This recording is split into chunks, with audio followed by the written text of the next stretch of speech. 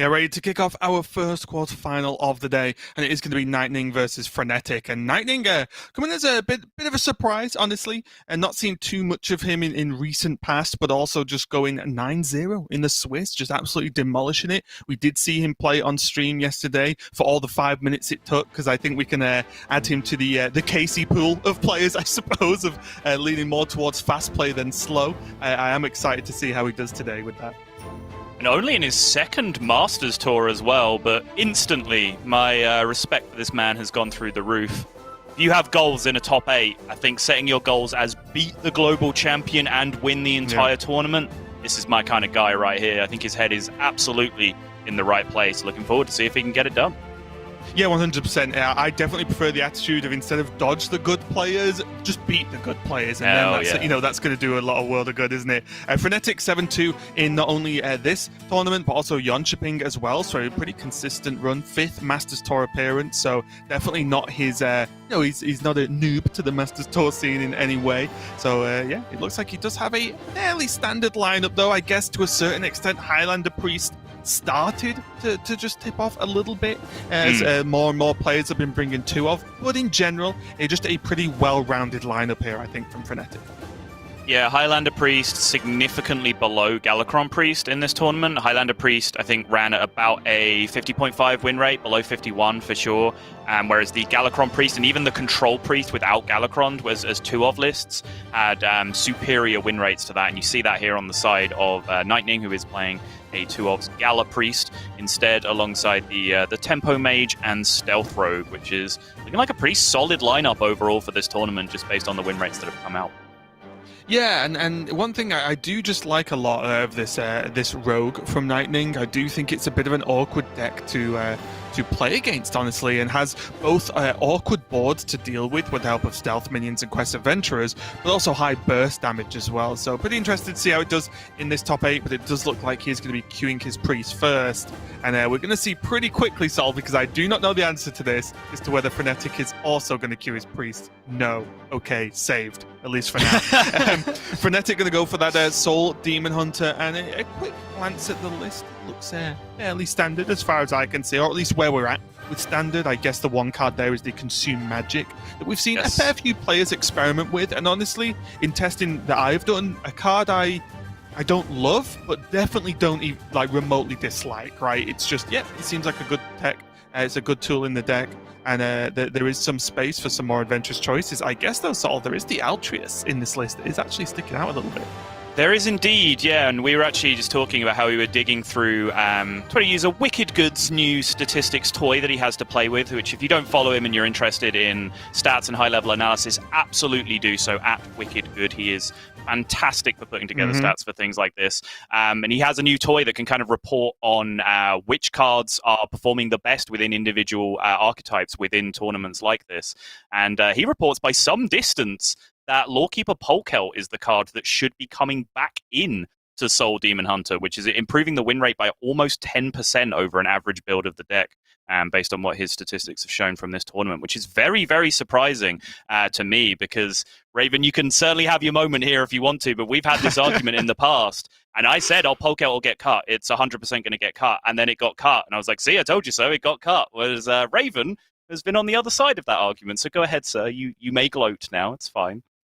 I am awesome and know everything ever about Hearthstone, and always will, and will beat Sottle time and time again, even though he chooses to ignore it. There we go, that'll do. But as I am a professional as well, let's get back to the important thing here. And we see the 2 players just getting ready to go now. And we were talking before we even started the show about what we thought the ban was be, and it was, it is going to be Druid from Nightning that's going to be banned away, which does make sense. We were wondering whether it was going to be the Druid or maybe the Rogue, depending on how Frenetic felt his lineup went against this sort of a less common stealth version. But I do think the Druid just gave the most speed bumps to him, right? Just felt like the hardest deck overall to get a win against, which means that is normally the deck you're going to ban. Yeah, I definitely agree with that. I suspected it was going to be the Druid after glancing over the lineups, and that's certainly what it has come out with here. But certainly looking forward to getting into this one because, as you said yesterday, based on Nightning's performance on stream, he is one of those difficult players to keep up with. Does seem to perform at a very rapid pace indeed. So it's going to be a very, very fun one to watch. Yeah, and also with the two different approaches to Priest as well.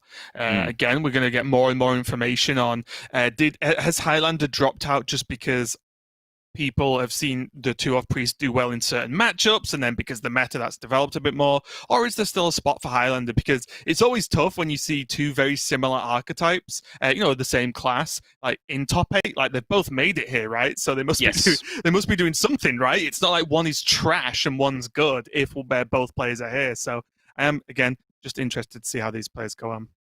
Yeah, again, the results from day 1 and day 2 seem to suggest that Nightning is on the right side of history here, because Galakron Priest overall is the highest win rate individual archetype in the tournament, slightly different from the class stats that we were looking at before. So that's obviously going to be slightly influenced by, well, he's the highest win rate player in the tournament right now, and he has Galakron Priest, for example. So, you can kind of argue circularly on that to a certain extent, but it does certainly seem that two of Priests in general are overperforming right now Galakron Priest, highest win rate deck in the tournament. So it seems like Nightning doing very, very well on the lineup construction, which I personally feel is extremely important. Can't really be overstated. I think, we talked a lot about Bly's dominance going through back-to-back Masters Tours victories, and now the success that he's having in GM as well. There's kind of this ongoing debate about people saying, well, is he playing optimally? Is he making every mechanical decision correct or not? Firstly, who knows? You have to work that out in the 0.7 seconds in which he plays every turn. Secondly, I don't think it necessarily matters so much, because he consistently had the best lineup for Masters Tours on a lot of occasions, and I think he's doing very well with that in GM as well. So I really do think lineup construction is a very, very important part of success in these tournaments, and this is what success can lead you to, Raven. It really can, right? And if you just draw your mind back to the start of the show when we showed you the 3 graphics of each region and how much prize money they have, competing for the GM spots that are available, 32.5, even in Europe, is quite the sum of money on that leaderboard, right? So the winner here is going to have a huge leap, even if they don't really have any prize money already banked. So winning in this top 8 would be absolutely massive for any of these players. But honestly, even just top 8 full stop, it's a good chunk. What did we see? Some players, like in America's Impact, was on 10,000, I think. Yep. So if the I believe one American players, which is Dreadeye, if he does well and actually moves up even further, then he's going to pretty much secure himself a spot with only one Masters Tour left. So it's going to look very promising. There's so much to play for all of these players, and it's I don't know, because of the top 8 we have, you've got to think there's just that extra little bit of spice involved, because we don't have any Grandmasters in this top 8, right? Absolutely. And looks like we are now ready to get into it. Wand makers are plenty in these opening hands for the Priest and the Demon Hunter. This is a matchup that I am particularly interested in the current metagame, and actually watching Nightning play it yesterday, he did seem to play it largely in line philosophically with how I approached the matchup. I disagreed as a spectator with a couple of his turns, but he did at least seem to be in the same headspace as I am when it comes to approaching the matchup, which is focusing on outlasting and survival a lot of the time, which I think you can do slightly more consistently with the 2-of version than the Highlander version. So we'll see if that is something that he goes to again. I do think you also have to keep an eye on the game state and look for positions where you have to adapt to a more aggressive line in this matchup as well. Right, and you've not seen this matchup too often yet.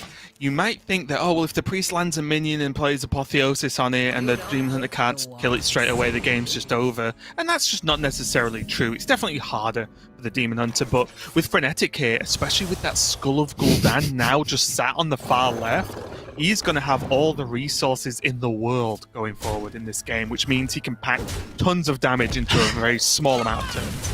And already, just based on these opening 2 or 3 turns, we've never had 2 players with more fitting names than one letter off Lightning and Frenetic, because the pace is already accurately described by both of those words.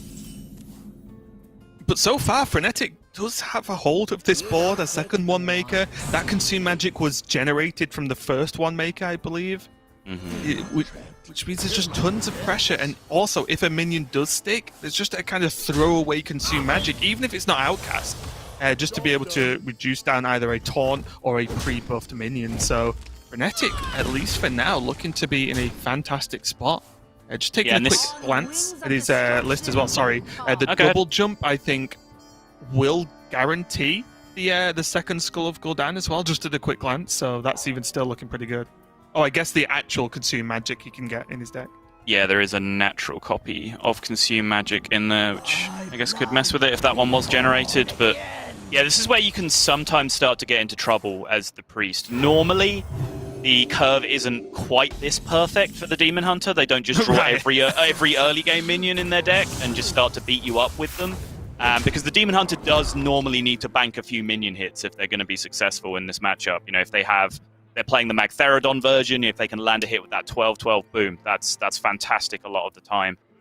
But this early curve of minions that you have, which is normally there but not quite this good, you really want those to be dealing in a little bit of chip damage. When I say a little bit, actually you need a lot of chip damage, because that's the problem, is if you just have like 1-3 into 2-2 and your curve stops there, they can attack 2 or 3 times, and that damage is almost always going to be healed all the way back up from the first apotheosis that lands. So the enormous amount of damage that's been thrown out here with the early minions, that's making Nightning have to have something pretty special to heal it all back. But I think this qualifies Raven as pretty special. Yeah, and it's one of the very weird downsides of Frenetic going so wide against this Priest build, is that it leads into exactly this one particular problem of Pyromancer getting as much value as he did there. Great play from Nightning, very clean, just not only clearing up the board, healing back up to full, but look at the hand now from Frenetic.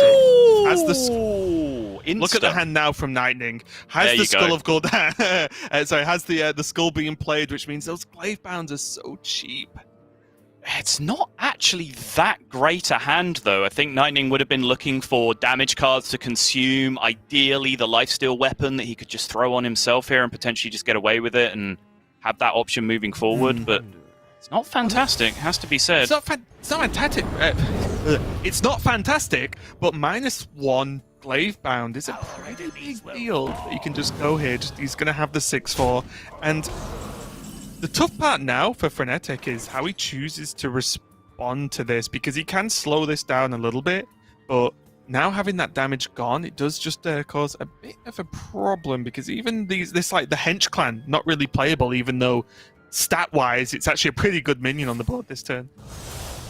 Yeah, there's still just like Wave of Apathy Cabal available, though. You can go Hero Power, Cabal. Well, yeah, so I was going to say big Cabal, and now he can just Hero Power and Wave with the smaller Cabal as well, I guess, which makes some sense. Well, here he gets to use both waves up, right? Which means Nightning doesn't have access to them at all, which I think is pretty powerful. Yeah, good point. The smaller minion here as well. Worth noting, we kind of blew past it, but I'm pretty sure Nightning had the ability to Inner Fire offensively 2 turns ago. I wanted to bring this up at the time. He used the Inner Fire on his own Pyro when it had 5 attack and dropped it down to 3 when there was 3 other minions on the other side of the board that he could have just dropped an Inner Fire on. So the fact that he's now pushing so aggressively, he's actually missed a lot of damage over the course of the game, with the Pyro having smaller attack. And also, it had Apotheosis on it. So the amount of attack it actually had at the end of the turn was actually pretty relevant. So I think it was a strict sequencing or targeting mistake from Nightning at the time, but didn't just have time to cover it since we got into a Lucia world very rapidly afterwards. So I thought I'd just go back and revisit. Yeah, and as is the case with these two players, it seems, you got 1 point across and about 8 turns have happened in that time. It is insane how fast the players are going here. We did see the Shadow Priest just steal the Cabal back, but then Frenetic just having that answer with the Shard Chatter into the Adept is going to be pretty powerful. Frenetic's on low health, but that doesn't really matter versus Priest. And he has stuck board here, at least for now. So again, he just has to go back to the drawing board. He does have this second skull to keep on going with the resources. It's just right now, he doesn't really have too much like active cards in his hand. Your mind is not your own. That's cute, I guess. This time, Nightning does spot the offensive Inner Fire usage to be able to steal away the 2-2. Just make sure he's in command of the board, because again, this minion damage is the #1 thing that you do really want to shut down, if at all possible. Another talking point from the Alusha turn as well is Nightning cast the double jump, which then drew the Skull of Gul'dan, which might seem a little bit weird. You know, you might look at that and go, well, why would he do that in that position? But if he does it, he then puts the skull into the middle of the hand, right? By the time one card deep, yeah. By the time it goes back over to Frenetic. So I actually think that was a pretty smart piece of recognition on the side of Nightning. Yep, 100% agree. Here, though, the Cobalt Spellkin has come down for Nightning, which has given him another Inner Fire for this game. Along with a Wave of Apathy, which is going to be pretty nice to buy him some time, but not really great ways to follow up here. No. It's another pretty decent offensive Inner Fire here, though, right? Make the 6-1 a 1-1, Penance the 3-2. Seems okay. Yeah. And one thing to bear in mind as well is Consume Magic is target an enemy minion. So Correct. Frenetic won't be able to silence his own Adept and then just push for 6, which makes this Inner Fire play, even better, honestly. I must consider. Sure isn't an IMB Cowl. Which we've already seen, at least in GM, work wonders in certain games. I still love how that game, our instinct was to dream everything else except the IMB Cowl before the IMB Cowl actually happened. It was great. Now Frenetic's starting to get to these weapons, though, which means there's still a ton of damage left. And even these minions having Wave of Apathy, that's still 3. That's a good chunk of damage getting pushed this turn. It is. And I did wonder about the Wave of Apathy usage because Nightning knows this is in his opponent's hand, right? So the opportunity for him to generate a big board at some point is almost guaranteed. So I think because Nightning had the ability to preserve a Wave of Apathy there with the Inner Fire Penance play I was talking about, right, that Wave of Apathy seemed pretty valuable for this situation. As it stands, Frenetic is trading off the 3/3s to create the board clear, which might be where Nightning's head at, is if he just generates the big minion here, it's probably going to have to happen. He won't have to worry about it too much. But in my mind, I was certainly looking at lining up that Wave of Apathy potentially against this Sociologist line. Yep, and Frenetic getting as much damage as possible to that face. There is still the Twin Slice, Second Slice Cane in hand. And Nightning has a lot of work to do, and I think just about now, Sottle, we've hit the point where he's just run out of good tools to do it with. He has. He hasn't really hit the Draconic Studies into big Haunt Dragons, which is normally a pretty good win condition in this matchup. Yeah, he hasn't been able to create a big Murazond swing, which is something that's hugely important to the matchup in a lot of ways. I was going to mention when you said, Frenetic is low on health, but that tends not to matter.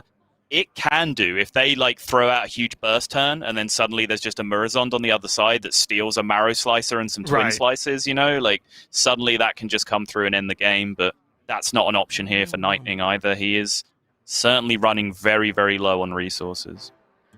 And this just hurts, doesn't it? Because let's be honest, he has to just cast in a fire this turn. Just has to. He can't just let the Sociologist live, but that just means he's just off mana of getting the Dragon Maw down. Ugh. And even choosing to heal himself over healing the Pyromancer. There it is. Is that natural copy? Yep. To score and just look at all the damage. Insane. Is this even 9, 11, 13, 15? 15? Yep. But with only one card off the top going to help Nightning, or to help Nightning, I think Frenetic probably feeling reasonably confident that he has enough damage, especially with Cane and Marrow Slicer, to get through. He can pretty much play close to his whole hand next turn. Yeah, Raised Dead was definitively not the boy here. That was not what Nightning was looking for in the scenario whatsoever. Definitively dead in about 7 different ways here. Yeah. Kane going to come through nice and simple and a quick as you like game 1 win for Frenetic here in what I would regard as an unfavored matchup for him as the Demon Hunter. Yeah, I mean, for me, the matchup feels just very, very, very close, but I do think that the key point there is, which maybe is just a true effect or reflection of that Polkelt discussion we had earlier, is the importance of getting a skull early enough in the game, because even if Frenetic drew a skull much later, well, at that point, Nightning might have actually just recovered enough where it didn't make as much of an impact. But having a skull just ready to go, whether it's turn 6 or 7-ish around that area, is the world of difference. And we saw that because no matter what Nightning did, even with that insane Pyro turn where he cleared everything off, healed all the way back up to full, it was just fine because Frenetic just said, well, I've got tons more cards I'm going to be able to draw, and I can play them all very cheap and continue to push on the pressure. So I think really, just once again, it is just the skull is the difference for me, especially in that matchup. Yeah, card draw is massively, massively important. It's one of the reasons why I think Priest is often able to outlast the deck, is because the damage doesn't all come in one giant burst. It's very difficult for the Demon Hunter to go like draw cards, draw cards, draw cards, 15U one turn, 20U the next, right? So you're just dead in 2 turns. Like, the damage kind of has to trickle through turn by turn, piece by piece, and then the Priest can then re-heal, build back up turn by turn, piece by piece. So Skull of Gul'dan is kind of the one card that can change that. Not only does it keep resources high, so you can keep on pushing, but it does create those enormous burst turns where you can just do huge amounts of damage over the course of 2, which is what we saw Frenetic had available at the end of the game. He didn't need all the damage that he had access to, but it was possible, even if Nightning had more stability in the mid-game. And already we're just moving very swiftly on into our game number 2. Frenetic going to be on the bottom on that Mage, going up against Nightning's Stealth Rogue, and already choices are there. The Ashtung Slayer for the trade onto the lab partner looks like a little bit of overkill. Everyone, look away. It's okay. Okay, you can look back now. Everything's fine. Everything's fine. The 1-3's dead. Nothing bad happened. Did look like a little bit of overkill, but I do understand it, right? You can't really just let lab partners sit on the board when you're against Mage if you've got a decent way of killing it. Nightning just going in, questing to 4-4 this turn. Bloodfem Raptor, I assume, is coming back down this turn. It absolutely is. Oh, the Cobalt Arcane Breath combo finds the Ray of Frost! Off the top, activated Arcane Breath with the Dragon top deck. Absolutely insane pickup of the Ray of Frost there for Frenetic. That completely flipped this entire game on its head, Raven. It really did, and there's still ways, right? Because Nightning got hold of the stealth minion, it means that this Greyheart Sage will keep Nightning in the game for now. But that was a huge turn, especially with Raz waiting in the wings as well, which works very well versus a lot of the rogue minions. It just looks very solid indeed, and another Arcane Breath coming down. Oh yeah, I was actually curious about this turn. Like, my instinct here was to look at Coin Raz. Obviously, again, I don't have any time to analyze any plays because just look at what's happening. But my instinct was to look at Coin Raz because otherwise there's potentially a lot of damage being left up. And you saw the point where Frenetic's One Makers were starting to whiff. He didn't find the answer, but the second one did hand him the Arcane Breath. But there's a lot of spells, in fairness, in that position. Yeah. Arcane Missiles, Brain Freeze, Ray of Frost again, Arcane Breath, of course. And now his curve has just worked out absolutely perfectly here. So shout-outs to Frenetic, who has played 2 turns of Hearthstone very well in the time it took me to explain 1. Yeah, honestly, as the flick comes down there to just get rid of that Raz in a very clean way, I don't know whether I'd love both these plays to be in EU GM or not, Sol, because, yeah, it would speed things up a little bit, and the game is fast-paced and pretty hype, but I don't know if I've actually just lost my ability to cast fast now after the European Grandmasters, because I am honestly needing to do breathing exercises between these matches, if this is the pace we're going to set. I'm loving it, Raven. As a man that's on a constant journey for self-improvement, I consider this a new challenge that I now have to adapt to. Bring it on. You know, one of the more slower turns, maybe not in play speed, but in board development, at least from Frenetic, is just going to get just the board cleaned up there, so that flick's gone away, but already Nightning going to pile on the pressure once again, and most importantly, even though it looked rough for Nightning in general, he does have a lot of resources, and especially that passage still in his hand, which means whenever he needs to, he can fish for a slightly better answer. Oh, rip it! Right. Haha! Nice! Absolutely nailed it. How does he know? It sounds like a really bad boxing combo, doesn't it? Right. Yeah. Am I not doing anything? No, right. Right. It's like, what am I... Fairly short of, there's more to boxing than just right jabs. Nope. Keep it going. Yep, gotta get the jab right. To be fair, though, to Nightning, we are just sat staring at 2 Eviscerates in hand right now, which can get a lot of work done. Not anymore, we're not, there goes Raven. one. Yeah, 22 seems like a big old number to be trying to set up some kind of double Eviscerate burst plan here, and I think because it's a Cult Neophyte turn as well, he feels comfortable throwing Burn at board, right? Because it helps him to stick this board, which is accentuated even more by the Cult Neophyte effect here. I was wondering if we were going to see the lefts finally come out there from Frenetic, but nope, more kind of middle and right. 4 mana for 2 Ray of Frost. It does kill off the Neophyte though, and strangely enough, it is starting to stack up this, this quest pretty well. It's a 6/6! Oh, it's nutty. All along. Actively buffed his hand, yeah. Unlucky. I have wondered about this this far left card, the Secret Passage, for quite some number of turns up until this point. I think Nightning has been doing fine with filling out his mana, so it's not necessarily an instant jump to. And of course, Secret Passage not quite as immediately powerful as it used to be. Well, I take it back. Secret Passage is still completely insane. I don't know what you're talking about, so that looks like it all fits perfectly for me. Yeah. Who needs an extra card, right? Oh, well. I think it's just We are. Pyroblast. Is it just Pyroblast? I think so. I naturally just go, well, it's evocation, so you Right, pick evocation. exactly. That's what this meta has taught me. Yes. No matter what class you are, you pick evocation. But yeah, I think with this setup, a Pyroblast, and he still has, Kobold Lackey and an Eviscerate in hand. Like, Right. over 2 turns, that just looks like lethal. Right. He also has a 10/10 on board, which, you know, simple mathematics, I know, but opponent 19, 10/10 that's very hard to kill, Pyroblast in hand, solve this Just equation like 2 for X. Pyroblasts. Makes sense to me. So now is this Ice Barrier going to end up just being the super clutch for Frenetic? And will Nightning play around it by just going like Kobold Lackey face Eviscerate and then try and draw something else? So right now, 1, 2, 4 left on board. So the damage is there. So Ash Tongue Slayer can push more, the Abyss can push more, the Kobold Lackey can all push. Neophyte as the backup as well. That is not a bad card to draw at this stage in the game for Nightning. This could just be the final nail in the coffin here.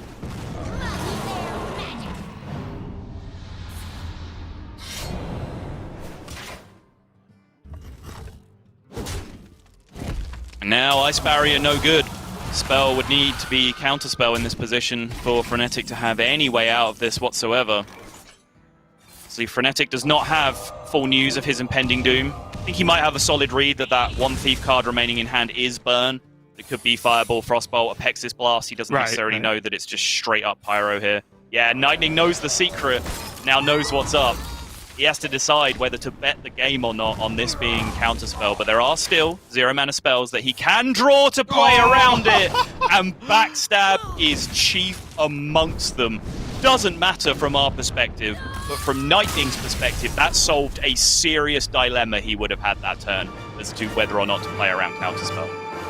Yeah, and again, another game that just flew by in a matter of minutes, but both these players must be feeling pretty tense now, and maybe a little bit more comfortable on both sides of the board now, with both having a win. It might have just been like, when you take your first loss at the start of top 8, single elimination, you're like, oh no, am I just going to get destroyed out of this and I'm done for the day? But now that both players have a win, they know, okay, right, I've won a game, I'm not being 3-0'd, let's move on. We might see the games go a little bit slower, but honestly, I doubt it. That was just like lightning. I don't see anything slowing down anytime soon. It does just seem to be the way these two players have played, and it does, again, seem like the names are indeed very fitting here, but now things are resolving down to a relatively mirrored series. We have differing archetypes in the priests, but it is Highlander Priest Mage versus 2-Obs Priest and Mage remaining in the series. Which means the idea of a Priest Mirror may once again be looming here as we see the Highlander Priest being queued up from Frenetic in the next game. pretty standard-looking build. Goes all the way up to the Plague of Death and Dragon Queen Alex Straza. Is not going heavy with the weapon destruction, as we've seen some people doing, but that makes sense with his ban strategy from the series that we've seen from him. So it looks like a pretty solid old-school Highlander priest list at this point.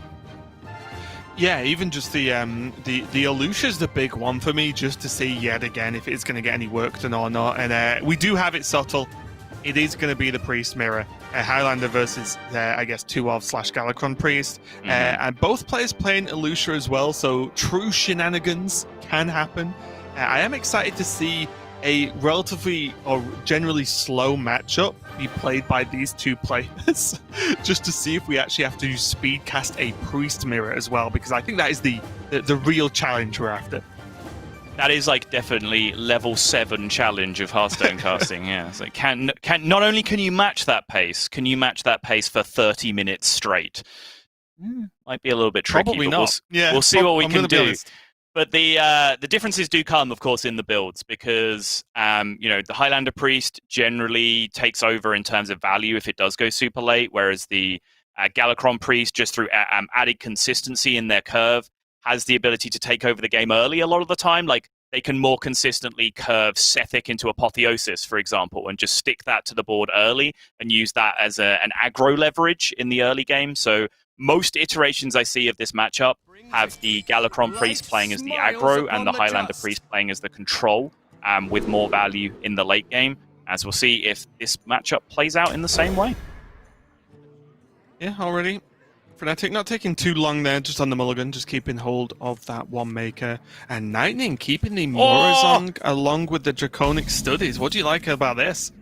I wasn't listening to what you said. What I like about this, Raven, is the Zephyrus Raised Dead in the hand of the Highlander Priest. Am I close?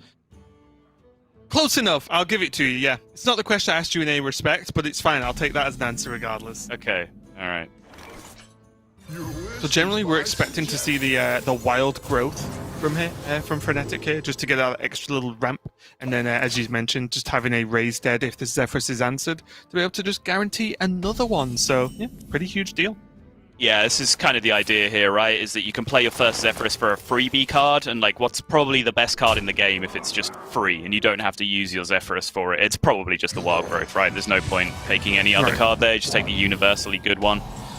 And now here we go. Frenetic has the option to set up basically whatever Raised Dead he would like here, and I think with no other minions in hand just yet, I think cashing out on the Wandmaker seems very reasonable indeed. Holy Smite, pretty perfect option just for mana usage this turn, I suppose. But now, Nightning himself does have Kaj and a Zephyrus in his Raised Dead pool. Although he would not be able to use the latter for quite some time if he was able to get one back. That is one heck of a long-term plan, isn't it? If that's to go for it, it's like, right, perfect.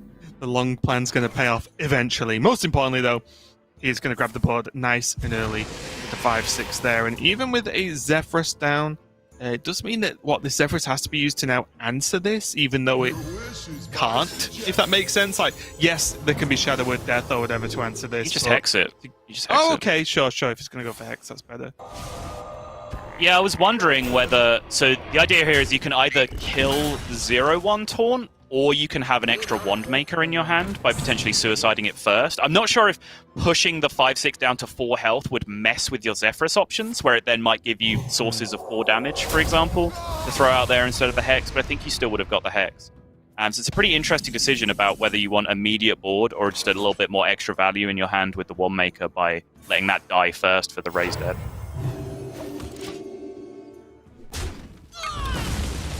A bit of a lull in the action right now as there's just a heal trade coming from Frenetic. Nightning also doesn't really have too much to do, and I do wonder if, because of the matchup, is this ever just start with a renew and just see what happens? Oh, Nightning decides not. Hard pass. He's seen shaking his head. I think he really does want to be playing a bit more tempo heavy than this in the matchup. But yeah, this has devolved all the way down to basically both players' hands being filled with extremely reactive options. Murazon's on both sides, kind of by definition a reactive card. Soul Mirror, Alusha, Shadow of Death in Nightning's hand, Plague of Death, Shadow Madness, Breath of the Infinite in Frenetic's hand. Neither player just really has anything to do, so I think, yeah, Frenetic here saying, yeah, sure, I will dump my first Mirrors-ons just to match you on the Galakron value here. And the Priest Mirrors, this used to be it, you know? Like, it was just play Galakron, grind out value until fatigue. It's not quite so much that anymore, but it is still important to be able to generate value, because if you run out of value, you run out of tempo. You can't push tempo unless you have cards to play. So if you're running out, you will eventually lose on the tempo battle, which mostly Priest Mirror is now.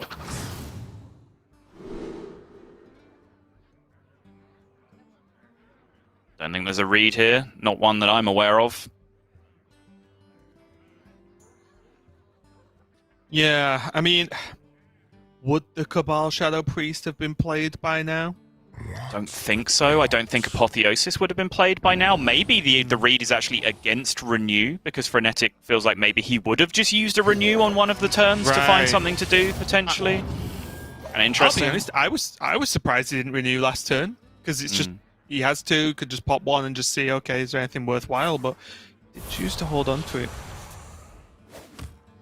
Nice.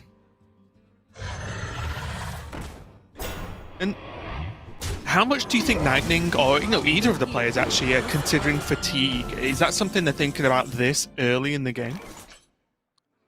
Well, so it's really hard to get a read on in the Priest Mirror these days, because some of them go to fatigue, some of them don't. And obviously, if you draw cards with things like Cleric of Scales, less games will go to fatigue because you're being more aggressive with your resources and trying to end the game, right? So you kind of have to assess whether you're in a position to end the game as the aggressor. I think from Nightning's perspective, paying a little bit of attention to fatigue here and not drawing cards with Cleric of Scales just yet is probably wise, because he's kind of failed to get the early push going that he would have wanted as the 2-ops version of the deck. If you do start getting that push going, by all means, draw some cards, get Apotheosis, get whatever you need to keep up the pressure if you feel like you can end the game from that point. And like on that note, you see both players right now with High Abyss on the board, right? Which, much like Cleric of Scales, does consume the card from your deck when it casts a spell. So it actually functions as a weird form of card draw in that regard. And just both players just refusing to play spells and actually take advantage of the spell burst mechanic. Pretty funny. Yeah, and I think as well, unlike, for example, when it's played in Paladin lists, there are a lot of spells that are actually negative to be cast, right? Like, there are tons of spells you actually just don't want to be used up. So it's not even purely about the fatigue implications, but also about just kind of blowing out your own turn. Yeah, obviously any spell that comes from High Abyss's spell burst, it does target Abyss first, if possible. So therefore, like, if you rip a Penance, it's just going to shoot your own Abyss with the Penance. So it's a pretty interesting card to be navigating in a Priest Mirror for sure. And Nightning is going to have to go through that dilemma all over again, as he now has another one in his hand alongside the Cursed Frog. Yeah, it's one of those like weird side bonuses of hexing something in this matchup, especially because of Raised Dead. Not only, generated like Mass Resurrect and stuff like that, but because Raised Dead is so common, like, yeah, that's a pretty big deal that just one of those minions is just a frog.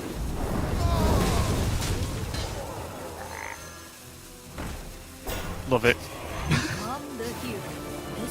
I mean, upside is hand size can actually seriously become an issue in this matchup, especially when things like Dragon Queen Alexstrasza, Skeletal Dragon, Galakron Hero Power, Raised Dead, all of these tools that like fill up your hand size even more.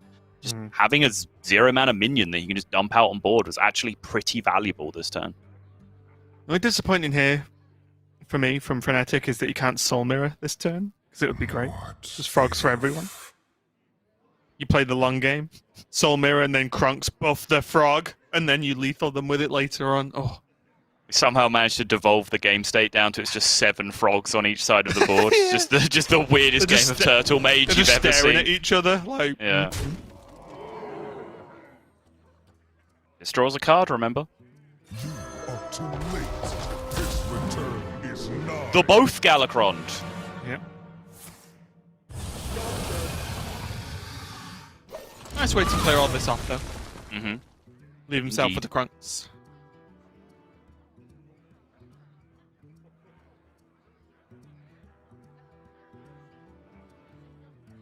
The Aeon Reaver in Nightning's hand could make short work of this, though. Could indeed. He also has a Lazul's Scheme Cabal Shadow Priest combo that will be coming together over the next couple of turns that can create some kind of giant tempo swing. I think just see moused over it there, it was at 2 at that point. So I suspect this might just be the Aeon Reaver turn. Currently no way to manipulate that, I believe, that I see in hand. Nope. Even a Kobold Lackey wouldn't have worked there. Couldn't shoot himself in the face because it's actually health damage that you have to, or sorry, health that you have to change for the Brittlebone Destroyer, so removing 2 armor wouldn't have done it. I always ask the question though, Sol. Is that armor really Is there? the armor real? Yeah, I knew it was going. Ghost armor. It's a good point. I haven't actually checked since the Galacrons happened, so I am going to keep an eye on that now. It's like potential visual plot armor, isn't it? It's like, wait a minute, are they actually dead?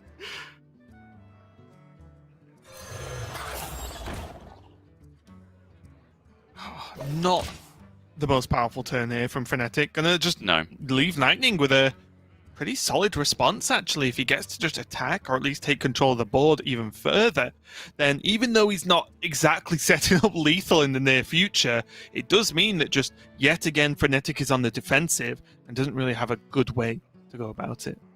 It does feel like a pretty good turn for Nightning just to push and just force Frenetic to do something on the following turns. Yeah, and it's just throwing... Wait, how many cards does he have? Is that 10? He's at 10 right now. I was thinking of throwing the Ysera down, just because he's so comfortable this turn. I'm looking at like Apotheosis, Skeletal Dragon, Smash Face with everything. Just try and force Frenetic to react. Maybe try and get one of those big AoEs out of hand if possible. Is he gonna scheme? Just going to burn a card. This is legal. This is a thing you are allowed to do. Oh yeah, I'm just interested whether... Okay, so he values Scheme higher than the a card from his deck, which I think is fair with the Cabal Shadow Priest in with hand. Cabal Shadow Priest in hand, I think that's absolutely correct, yeah. I definitely agree with it. I'm on board. I was just interested to see if that's what Nightning thought of the card, right? Because it was the throwaway card he could have used up. Yeah, sure.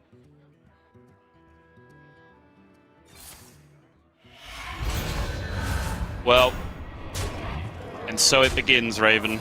Yeah. RPS Soul Mirror Murazond has begun. I have too many cards.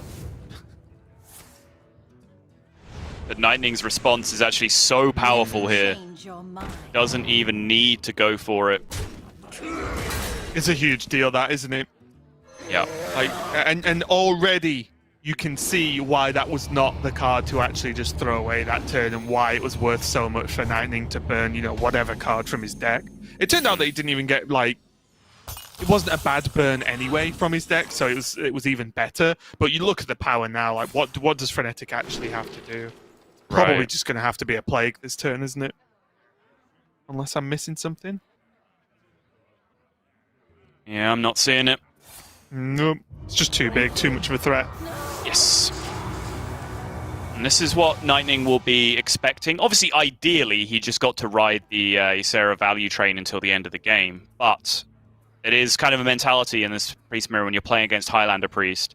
It's, okay, let's just get the Plague of Death out of my opponent's hand at some point, right? Like, you have to make those huge boards to eventually challenge the Plague of Death. What if... Good lord, this hand is clunky. Renew just to find a card to dump? Like, is that where we're at? Looks like it. Dark Prophecy. It's one of the best options he could have found, I think. Yep. Pace of play just a little bit slower here from Nightning, worth noticing. I would have been a little bit shocked, honestly, if this was going to be more play of the previous game speed that we've seen in this matchup specifically, especially because it wasn't solved with a 1-2 punch early in the game, right? It has gone down to that sort of grindy value-based matchup. You were there, right? You did watch Bly's play a Priest Mirror. Yeah, but I still think Blythe is a pretty unique player in himself for stuff like that. I also saw generates... Blaze pull off a KT turn and win a game before I even realized he played KT. That's also fair. Nightning here continuing to generate Cleric of Scales off his hero power. Now has 2 Clerics stuck in his hand, which he is showing zero willingness to play here. His hand is getting incredibly congested with just unplayable garbage right now. Interesting play there, actually, because there was an option for Frenetic to actually just go for a slightly more power on board with the Alex Straza. He would have burnt one of them, but it was just more actual power down, so wouldn't have been as strong, of course. But now I think either way, the response of this Murazan was going to be a huge problem. Now the Dream coming into play. Oh, yeah. I imagine Nightning just was hard locked on dreaming almost the first minion that Frenetic was going to play at that point. Like, he cannot get stuck into this idea of trying to get max value out of every card in his hand at this point, right? Like, it's just too congested. He just needs to get some cards out of his hand. Yeah, he could have gone for it the other way and dreamed his own Murazan. Said, haha. Raven, that's the opposite of what I'm saying. Very nice. Cute little apotheosis usage here. That's not a combination of words I've ever tried to say before. We saw the Inner Fire get used very similarly a couple of times and not get used very similarly on one occasion in the previous games from Nightning. But yeah, using those buff spells offensively as Priest is something that you do have to keep your eyes open for. Very nicely spotted from Frenetic. Yeah, did just see Shadowed Ruin as well, so... That Giant going to look a little bit more, or at least have expectations higher than usual, I guess, for Nightning. Yeah, he did end up paying 7 for it, which is never exactly the dream. But again, just cards out of hand, I think, is vital for Nightning here, and I think he's doing about the best job he could be doing with just trying to dump out his hand as efficiently as possible, try and make some room.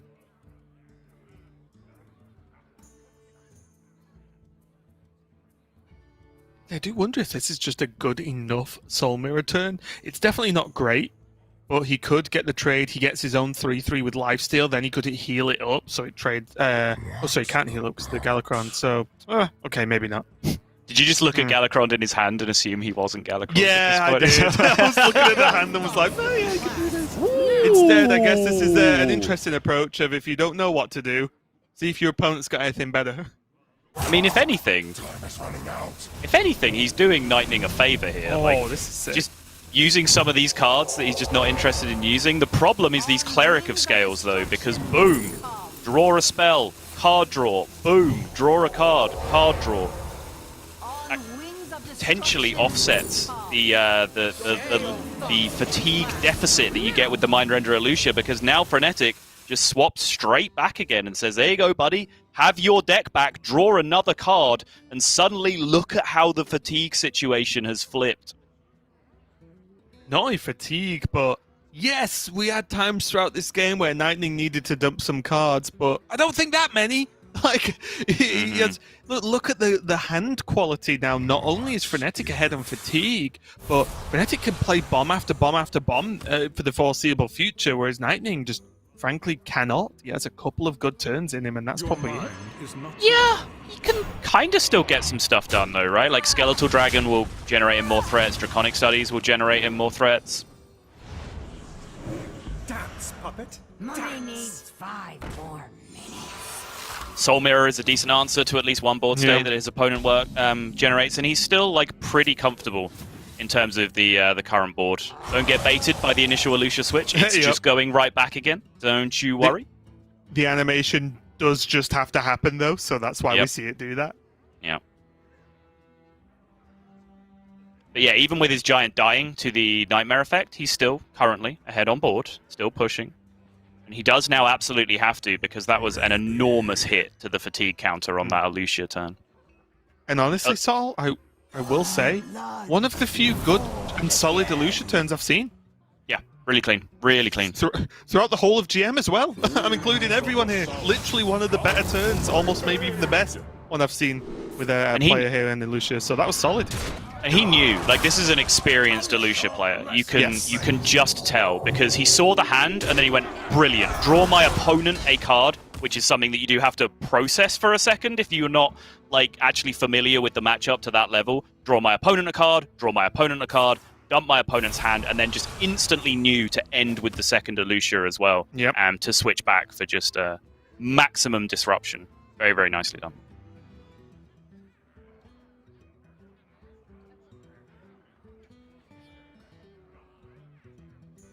Nightning after that, it's still recovering though. He does have, again, as you mentioned, Skeletal Dragon, pretty powerful turn. The problem is, does he have enough powerful things to outdo not only the Frenetic's pretty value-based hand here, but also just that 2-card difference in the fatigue matchup. It's huge. That's the problem, right? He actually needs to set up a win condition now because the context of the matchup has flipped. It's looked for some time like this was going to be an iteration of the Priest matchup that was going to go very, very long. And that's the inherent risk with playing Elucia in the matchup, whereas normally it forces fatigue further against the player that plays the Elucia because it causes multiple draw steps to happen from the deck of the player that played the Elucia, so they generally move further towards fatigue. But because Frenetic could then offset that with the extra card draws and the double flip, he was able to put himself in a very, very commanding position on all aspects of the matchup, really. Resources, board state, and fatigue. And just a casual Kaligos here for Frenetic for 1 mana, which doesn't seem too shabby at all. Didn't really have a spell to follow up with, but can discover one, of course, from this. Any artists out there, if we could Silence. get a redesign of Kaligos, the casual Kaligos, just Kaligos art, just wearing a t-shirt and jeans, that would be lovely, thank you. Casual ghost. Seems good. Oh yeah, what was that? What am I talking about? Silence. Ha! Yeah, like Silence in the Skeletal Dragon was even remotely casual enough, the casual ghost. Instead, just steal it instead, and this looks insanely more powerful. It certainly does. I've got a funny feeling, Saul, that Frenetic's played a good chunk of Priest. Yeah, this is a dangerous turn, though. This is something that he's potentially walked into a little bit. Mind Control hits the absolute smallest target, but he's going to get his own Kaligos, which means the amount of spells available to him as well. But now he doesn't have the board space for a Soul Mirror. And look at Frenetic's positioning potentially here as well in terms of which minions are going to spawn first from the Soul Mirror. Small stuff on the left, big stuff on the right. What if?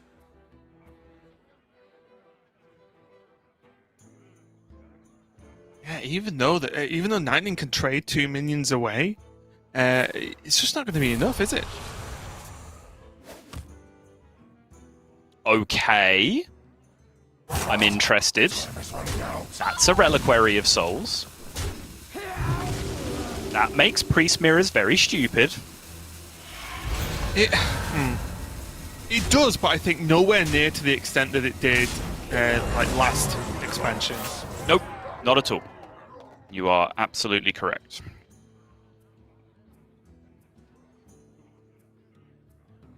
But yeah, he manages to get down the chain far enough to reach to the 8-8. But yeah, I'm not sure how much of this positioning from Frenetic was deliberate, but having the smaller minions over to the left-hand side is usually correct when you are considering the threat of Soul Mirror from the opponent.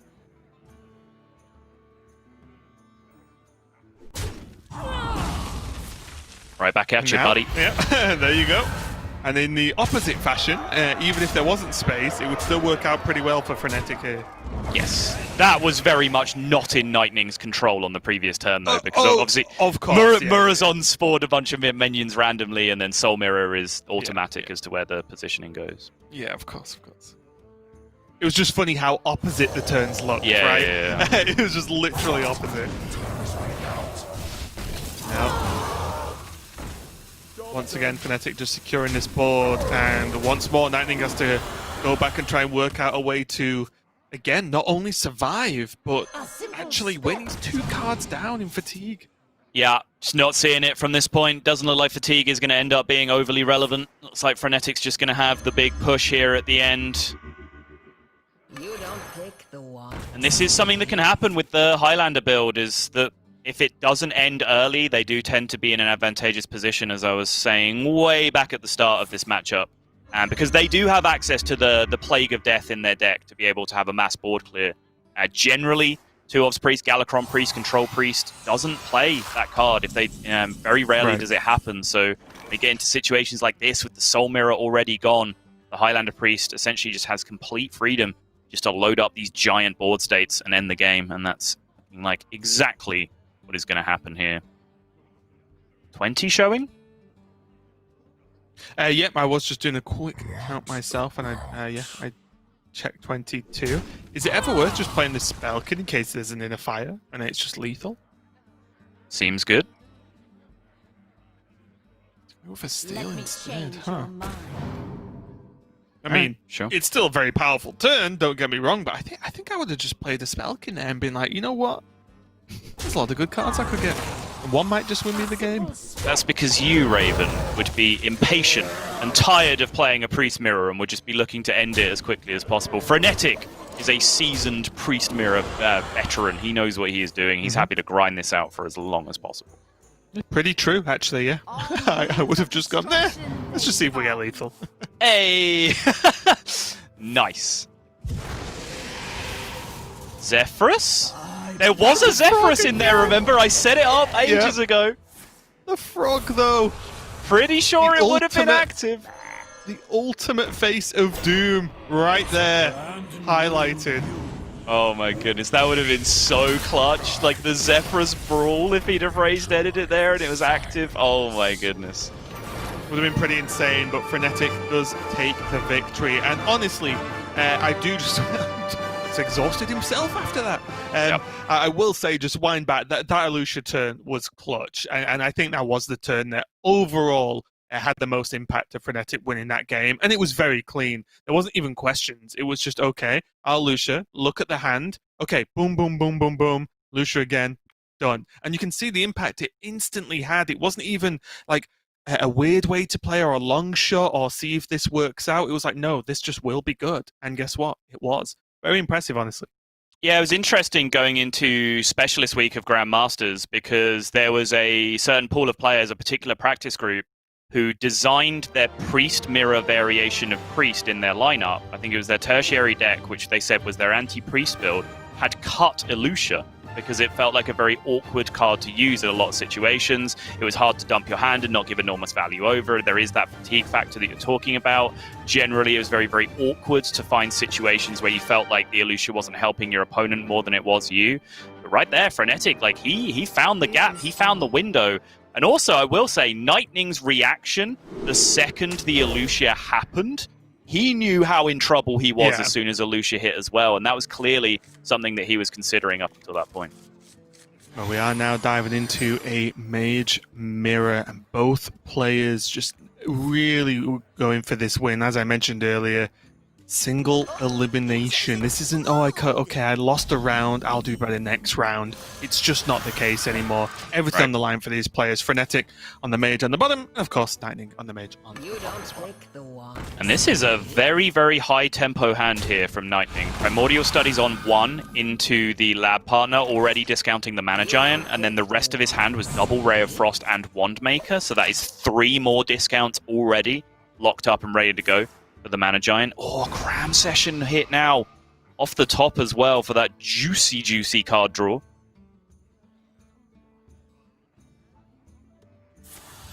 Mana spent? Mana spent. Love it. Absolutely love it. You might ask, what does that do? Well, consolidates a 2-2 on board, it consolidates a 1-2 on board, and it spends 1 mana towards discounting the Mana Giant. Not immediately, but that 1 mana does need to be spent to get the generated copy of Ray of Frost in your hand to discount the Mana Giant. So, a lot of things being achieved. The only times you'd ever really ask questions about a turn like that is if there was a Sorcerer's Apprentice in hand, and then you can talk, right? Because then that it means you can actually just have that for 0 whenever.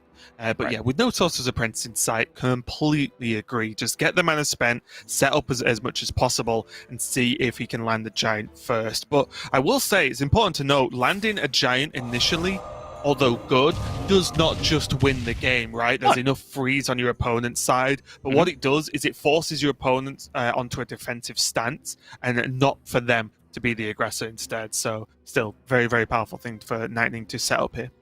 Yeah, what it does is you have an 8-8, and that's generally a good thing.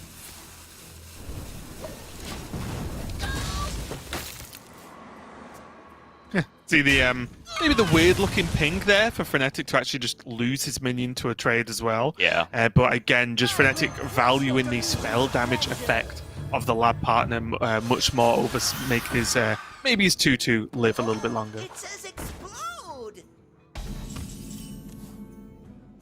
It's looking just a little bit dicey though for Nightning, at least from where I'm sat, Sol, because although he has the board and he's had a good early start and he has got this mana giant plus some spells to reduce it down, that's all he's got. He hasn't got card draw, so his resources to follow up with aren't guaranteed, whereas Frenetic, although is fighting back on board, still just has access to a ton of stuff. Magic Trick, Mana Cyclone, Cram Session of his own, Raz as well. Yeah, you are correct. And, we'll blow past the time it didn't work. We'll just focus on the time it did. You're absolutely right, and I think Nightning has responded perfectly to the situation as well. Like, he could have just sat back, preserved some resources here, waited until he drew Apprentice or Shambhala or whatever else, but, like, instead he tried to stick a 2/2 and push some damage with a 2/2. He's spending his spells to get those discounts down as quickly as he possibly can. This is what his hand does. It plays Giants early and it tries to win the game. His hand has shown zero sign of being able to do anything else. Woo! You were saying? Bingo! Still though, Frenetic does have access to a Mana Giant of his own and just simply card draw and more spells. Just to keep things even. Evocation, rip the polymorph. Yeah, coin, evocation, polymorph, rolling fireball here works as well. Freeze? Or piece by piece. Brain freeze, arcane Same. breath, mana cyclone, or mana giant. Take your pick. Are you kidding me? Darek is loving that turn right now. I can feel it. Even though he's not here on cast, I can feel his excitement at this game of Hearthstone right now, as the response is, of course, the evocation from Nightning. What was that evocation? That is the best non-Sorcerer's Apprentice evocation I have ever seen in my life. Deal with an 8/8 with 3 perfectly efficient, cheap spells so you can then land a Cyclone at the end of the turn? Insane. Point of debate about whether to play an 8/8 or a 2/2 here in this scenario as well, by the way. But we saw this situation come up previously. And I was very much advocating in our chat for playing the 8/8 and arguing with Darek, who said he thought playing the Cyclone was fine. That was a different scenario because Elemental Allies was in play in that previous game, so there was no worry of resources for the player who... I think it was it actually Nightning who was doing it? It was Nightning. It was Nightning, yeah. So in that scenario, he was going to draw cards no matter which order he played it round, whereas this way, like, he has a solitary Cram Session in his hand, which is not quite as exciting in terms of refilling resources, so I think I'm okay with the Mana Cyclone in this spot. Ooh, hello.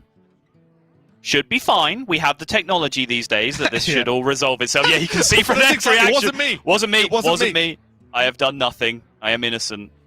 Yeah, I do believe just before we got into the game, Nightning did have a small internet issue. He just had to do a quick reset on his router. So I think that might have been on his end, but as you can see, he's back, ready to play again. So again, nothing really lost apart from a few seconds, which honestly in this series, Sol, I'm pretty okay with. If we just stall for a few seconds. Catch our breath.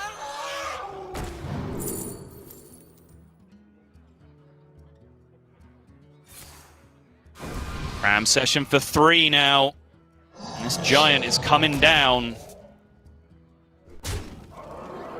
Cycle the Arcane Breath? Spend your mana? No? Okay. Alright. Can I interest you at all in shooting your own Kobold Sand Trooper with your Arcane? No. Because if it doesn't get pinged, it does even more damage. Okay.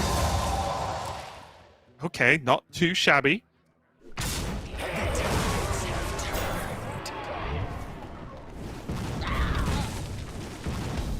Look at the spell damage. Ugh. It's just so much damage. Arcane Breath, Fish for lethal. There has to be outs here, right? Like, what are they? He's already pushing 8, 9 with the ping. Polymorph can be used to push through. I was looking whether there was, like,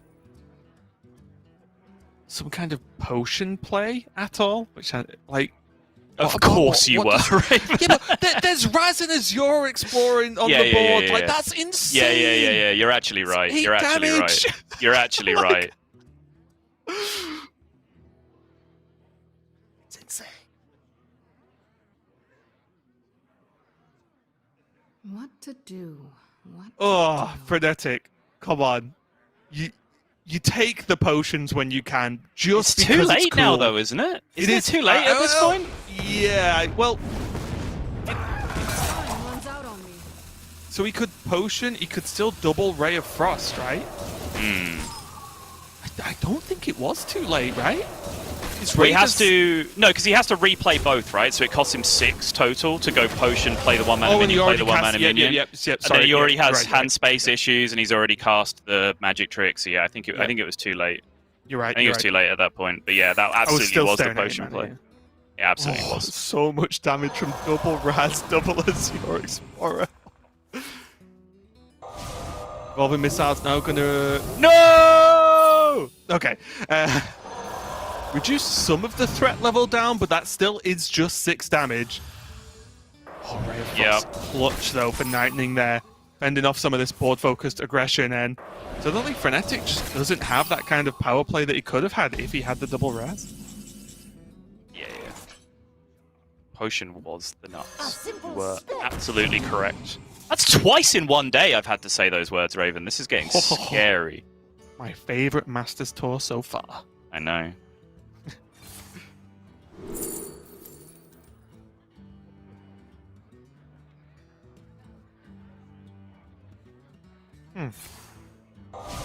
Was even just maybe at a quick glance, just even looking at Mirror Entity there, just as a secret to just play, and then it makes the board potentially even bigger and more difficult for Nightning to deal with.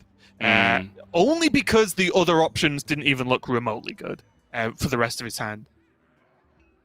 Okay, so you take the Malagos, you Wand Maker into Studies, and then you Studies into the Dragon to then play your Malagos.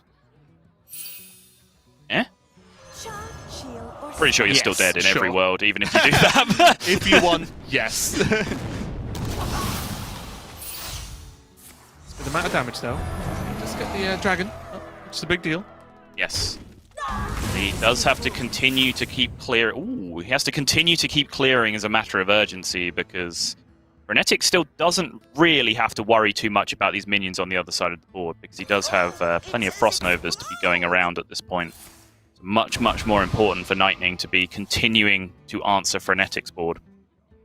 Yeah, I was also just mildly interested to see if this Feywing could come down. I do know Frenetic had some other choices as well. He had the Evasive Draconid he could have picked on that Discover. He did go for the Feywing, and it's just not hit the board yet, and I feel like it should have by now. Especially with these Novas to back it up. Like, that just feels strong to me. Right. He could have even after this point, right, he could still do it now just with the Raise if he wanted to. Yeah, And use sure. the Raise as straight up clearing power instead, though. Interesting. I mean, we're allowing the 6/6 to survive. Runs out on me. He's just playing control. Opponent at 8. Okay. You don't pick the one. See?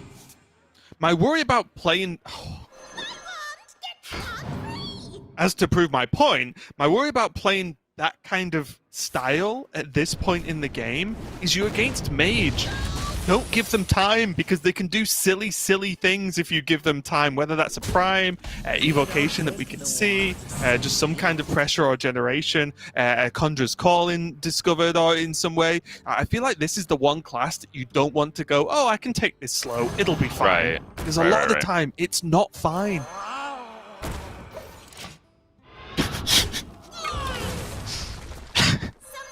Sometimes I just think, like, Oh! sound designers, hey, you, make the sound of a ghost Murloc. Okay? Get around it. It's a great job, isn't it? Mm. Imagine. Wait, Fireball, there's Deep Freeze available to him. Yeah. Deep It's a Freeze. really good evocation, actually. Wow. It is, yeah. Deep Freeze, multi-Ray of Frost available. Apexis. Far left card is what? Is that Icicle? Isn't it? Icicle, yeah.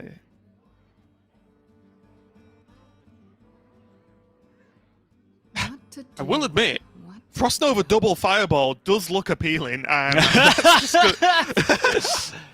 And then, what's your plan after that, Raven? Then I'll rip the prime. Okay. Look, I never said it was good. I said it looked appealing because it's Frost Nova double fireball. That's just sick. Okay. He doesn't have the prime, right? Didn't his... I think his Astromancer got devolved, right? I don't think it's in there. Oh, it did. You are completely right. You can find a new one. He certainly can find a new one, yeah. It's very possible. That is well within the realms of possibility for this deck. It's a 1 fireball at least? Okay, Nightning. I'm 50% okay with this turn. Was this better than Deep Freeze? Probably not. I really don't feel like this was better than Deep Freeze. I'm not sure enough was me achieved neither. this turn. There was a reason that my order of suggestions was, oh, wow, Deep Freeze this turn, and then, oh, you could double fireball face. Why is there still Evocation? Why does it just never leave? Evocation is just that guy that hangs around at the party too long. You know, it's like it's wound down, everyone else has got the hint, they've all left, and there's just that one guy still hanging out that won't leave your damn house. That's Evocation. This is a weird 2 for 2 where Derek also made a similar story about the person who just always finds a way to stick around. Oh, really? So kind of weird that you both made a very similar anecdote there. But It says yes, that is just another evocation. Right, okay, let's just completely break down an entirely new set of 10 Hearthstone cards.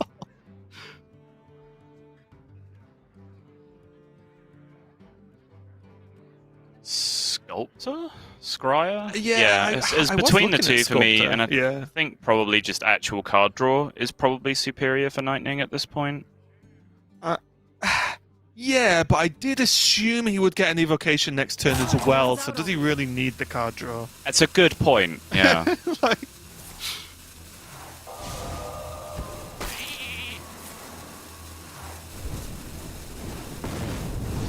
I'll say, look at the problem with this Fey-Wing, though. I mean, it's been dealt with now, but I feel like if it was just down a little bit earlier in the game from Frenetic, it would have been a real issue here. And Nightning has just been on 8 health forever at this point. I actually give up. I quit. See you guys there. Bye. Okay, welcome to his solo cast with Raven. Day 1, first match of the day, and I'm already on my own. Oh, well, there's another one. Okay, I'm back to say, that's funny. Now I'm off again. Bye. Oh, I am just awaiting the patch notes for the next balance patch, and it's just going to be evocation cannot be generated more than once in a game of Hearthstone. Oh, an apprentice for Frenetic next turn, but once again, he's playing a weird, like, freeze control style here, and I feel like there were opportunities that were missed to just end this game of Hearthstone.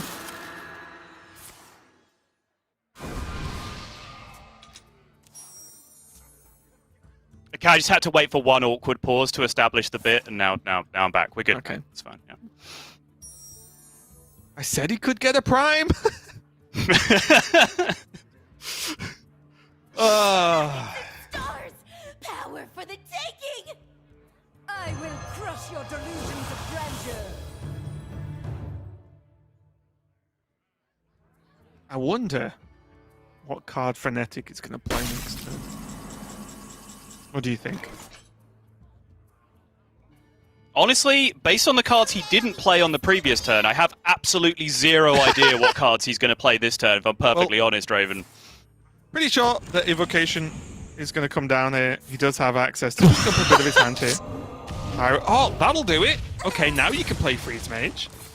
Uh-huh. Dump the mysteries, make the space. Evocation, find yourself a solution. A Pexis that's Blast right. Frostbolt, Yeah. okay. Did we find it this time? Are we there? Are we out of this nightmare-scape of a game? Have we done it? Yeah, it wouldn't surprise me if the game just stalled and another Evocation just got played out of nowhere there. But, congratulations to Frenetic, of course. He does win his first match and move on to the semis. And just a crazy series overall. I don't know how Sottle's asleep by the looks of things in that series, because that was anything but boring. A really weird series at certain points, but that last game, I do think that Frenetic maybe just lost his way a little bit and did get bailed out a bit by the evocation after evocation for him, which of course Nightning had access to as well. But I think Frenetic put himself in a position where he needed one, whereas Nightning kind of got forced into that. I feel like all 4 people involved in the broadcast of that series may have lost the plot at some point during the ending towards that Tempo Mage mirror, but Evocation is a heck of a card, Raven, and we saw an awful lot of them towards the end. But Frenetic, perhaps against himself for a second, did manage to find his way over the line at the end. Looked actually, honestly, really clean up until that point. Actually, really enjoyed the way that he played up until the closing stages of that Tempo Mage game, where I think it all went a little bit wrong, but it was a particularly ludicrous series of Hearthstone. But we'll see if he can maybe just put together another strong performance in the following round, because now single elimination, it was do or die there. So Frenetic is going to advance, and Nightning has been hit with the curse. Yep. The Swiss curse, the undefeated player is going to go out in the initial round. It's back, Raven. It really is. And that is just one more point I just want to go for Frenetic is when you know you are so close to winning the match and getting that one step closer, pressure actually gets worse, not better, or at least in my experience, when you know that it's just don't mess up, just don't mess up. And then that might just throw you off a little bit in some circumstances. So again, I'm excited to see Frenetic play in the next semi-final, but we do have more matches in the quarters coming up, of course. Next up, we do have Lambi Series versus Lion, our current global champion. So it's going to be another great match to follow up this one. So make sure you don't go anywhere. We'll be right back to kick that one off. Masters Tour Montreal Online is brought to you by T-Mobile. Switch today and rank up to America's largest 5G network. T-Mobile.